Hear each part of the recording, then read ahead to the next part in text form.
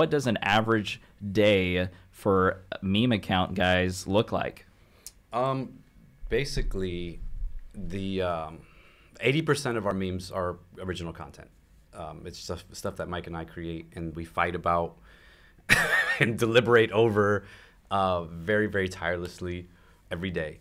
And Christian and Cursive, Mike over here was saying like how he kind of just like is from thought to post, which is like how some pages do it, where Mike and I, we have like a system that if we both like it, then it'll most likely do good. But most of the time it's like he likes something more or I'll like something more. Mostly if it's something that we make ourselves, it's just how it works. But 80% of it is ours. Then there's a little bit of it that's stuff that we share from our friends. That we're like, hey, go follow our buddy Shama, go follow Epic, go follow Christians Who Curse sometimes, and stuff like that. And then there's submissions. We have a Facebook group that's like a community. It's called Memes for Jesus Posting, because on Facebook there's a lot of posting groups, and I won't say what the actual term is, but basically they we have members in the group that will submit memes, and that will be on the feed. But then some memes just stand out like way more than others, and we're like, hey, we're sharing this to the official page, and that's how that works. But that's basically our system right now. It's and then sometimes we do some ads here and there, and people complain about that. But you know what? There are memes as well. We make our ads as memes, so cry about it. And you do ads, I'm guessing, just because you got to make some money at some point, right? You can't just be doing this for free and hope that manna comes from the sky. I mean, that would also be cool. But, I mean, I think that God can also, use ads to provide for us as well. And most of the ads that we share, we feel are helpful to our audience. We don't feel like it's just something that, it's like, hey, buy this dog toothbrush. Buy this plunger for your toilet. It's gonna be great. We're very selective, because every day when your page that has a good number, you'll get people DMing you and be like, hey, we have this new ring toss game that we think is gonna sell really great with your audience. It's like, I don't think so. We have I'm sure Christians like to play ring toss, but not when they have like expletive words written on them. You know what I mean? Just really weird products. Yeah, your ads all feel on brand. It doesn't feel like when I'm going through your page scrolling that I see something and it's just blatantly like, oh, that is like, this is obviously them getting paid to do something that they don't even care about, and that's not on brand. So you guys were talking earlier about the meme Illuminati. Is that the number one factor for you guys having your audiences grow as quickly as they have?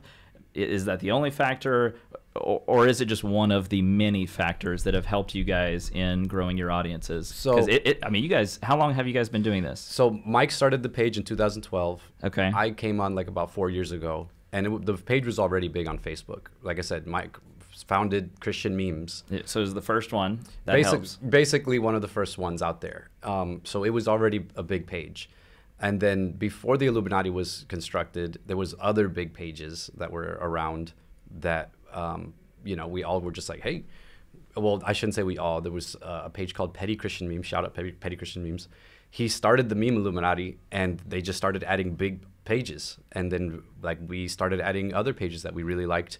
And it became this big group chat on Instagram that we all talk about Christian memes, and we all share different thoughts, and it's like a big old family. And Christians Who Curse sometimes came in, last year? Are you going to say that I'm in it? I will neither confirm nor deny the existence of a Christian Illuminati. I'm loose with it. I'm bad with secrets, so y'all are going to know. Yeah. No, it's a really cool thing, and it's funny because I made my page totally on a whim. It was just I had no dreams that would ever become anything. I told my wife about it. It was just a funny joke for us. And there was actually a time I had run it for a couple months, and then I ended up getting laid off from my job, and I just let it sit there. I was like, it's just a thing I tried that was fun for a little bit. And then I would just post whenever I felt like it. If I found something that fit, I would post. And eventually I started having conversations with some bigger pages, and it was petty Christian memes who I would talk with kind of casually, just like getting to know him a little bit. And I made a joke to him saying that I said, man, it just seems like you guys all know each other. Are you guys all family or something? And he said something about like, well, this page is my brother, this page is my nephew.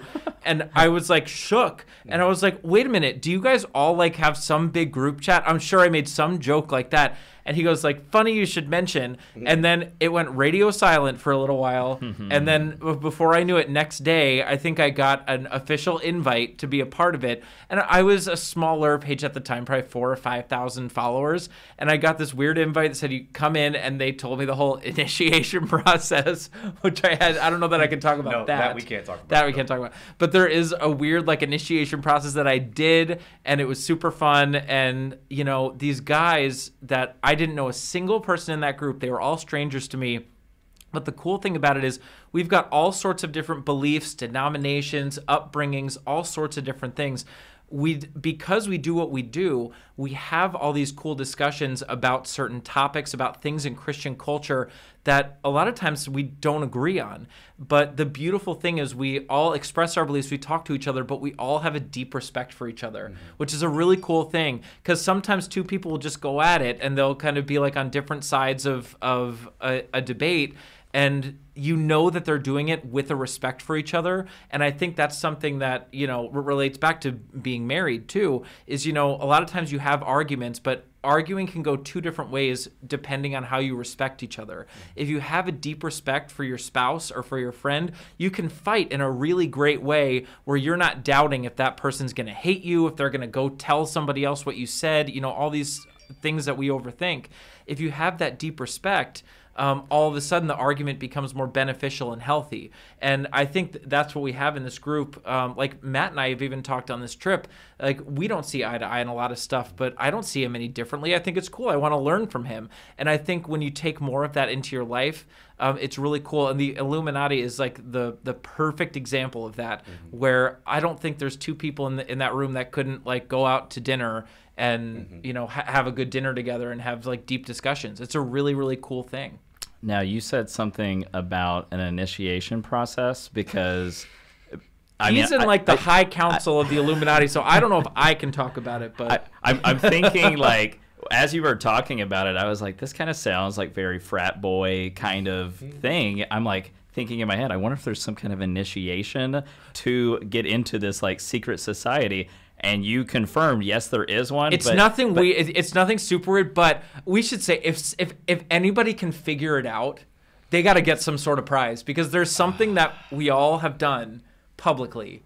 Yeah. No. Yeah, no, we can't talk about it. But like, yeah, there is something that we all do or have done. I don't think anyone would be able to figure it out. Do you? Maybe not. I don't know. There's been people that have figured stuff out that have astonished me. So I don't know. Okay, so we can't talk about the initiation process. Can we at least talk about how you guys will choose a random character or celebrity or whatever and say, today we are going to all post about, I don't know, Hulk Hogan or a minion from Despicable Me. I don't do those. Like, He does, like yeah.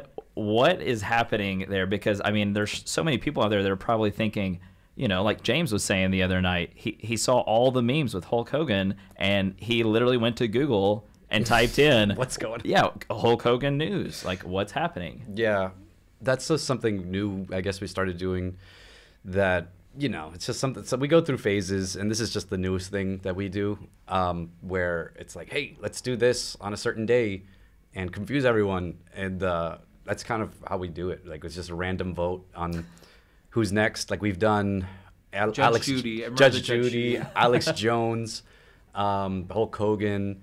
I can't remember anyone else, but yeah, it's just something fun that we do. And who knows what the next, you know, phase that we'll go through will be. But that's what we're doing right now, just for the funsies. That is fun. Yeah. What did you guys do when Facebook and Instagram went down? What's We were texting each other. Yeah.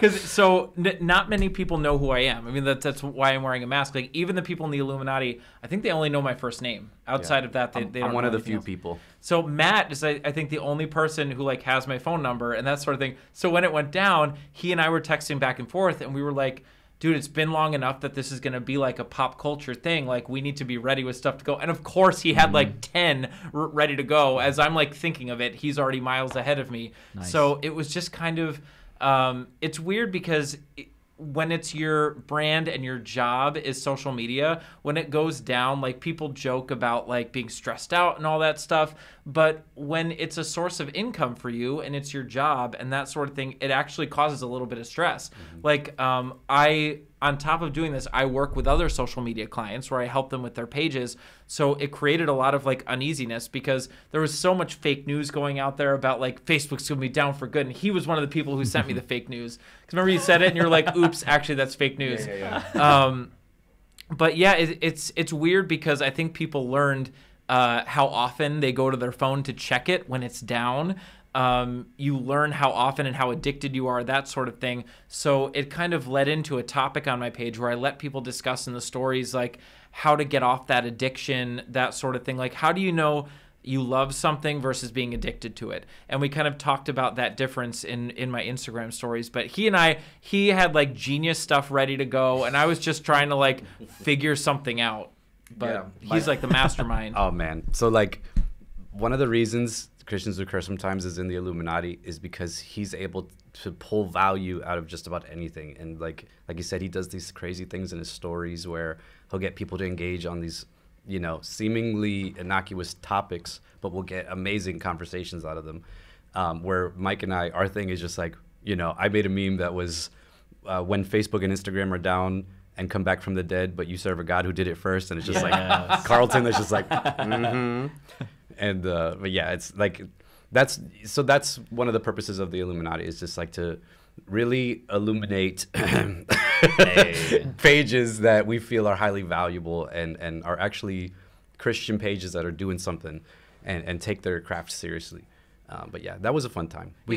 Matt and I also, every page kind of has its own voice for like the type of humor that they do. Like, they're like the kings of like biblical humor, that sort of thing.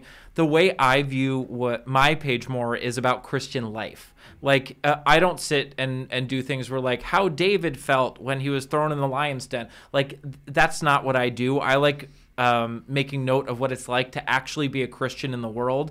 So where their response was hysterical, and they're like, well, we serve a God who raised back from the dead first, which is awesome. I was thinking, like, how would the actual Christian respond? So I did a video of a woman just completely sobbing on a doorway and wrote, when you pray to God to get rid of your distractions and he takes Instagram away. Because it's like, I'm sure people thought like, oh man, like we've all had that thought, like, I wish social media would go away so I could spend more time in my Bible. Then when it actually goes away, you're like, oh shoot, maybe I didn't want that. And all the comments people were writing were like, no, I meant other distractions, Jesus. Yes. Please get rid of the other distractions. So we all have kind of a different voice, even within Christianity, that when things like that happen or there's something big in pop culture, we can all have a different, unique voice that's all equally funny in different ways. Hey y'all, we hope you loved this conversation. Here at Young Married Christian, we are on a mission to see a gospel-centered home made available for every single child in the foster care system. There are 400,000 kids in the foster care system, and there are 400,000 churches in America. Wow,